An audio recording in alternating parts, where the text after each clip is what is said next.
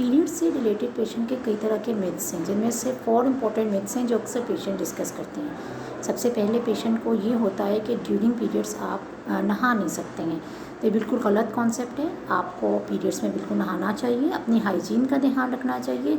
ये कहीं नहीं लिखा कि आप पीरियड्स में नहा नहीं सकते हैं, आप नहा सकते हैं। सेकेंड मिथ पेशेंट का ये होता है कि पीरियड्स का जो फ्लो होता है वो कंटेमिनेटेड है, इन्फेक्टेड है या गंदा खून है।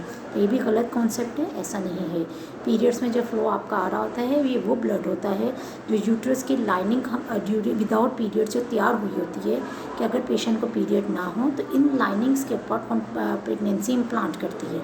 अगर प्रेगनेंसी नहीं हुई तो ये लाइनिंग शेड कर जाती है। बेसिकली ये वो फ्लो होता है, ये कोई गंदा फ्लो या कंटेमिनेटेड फ्लो नहीं होता।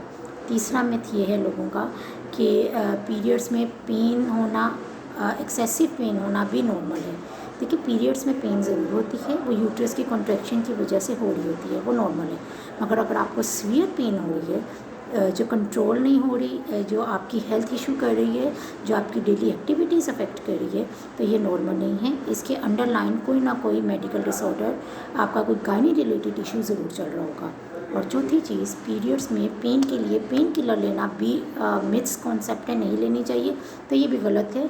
अगर पेन आपको बहुत सीवियर है तो आप बिल्कुल पेन किलर ले सकती हैं, और अगर पेन आपकी हेल्थ इशू कर रही है, एक्टिविटीज़ को अफेक्ट कर रही है, तो तब आप डॉक्टर के पास भी जा सकती हैं और अपना ये इशू डिस्कस कर सकती हैं।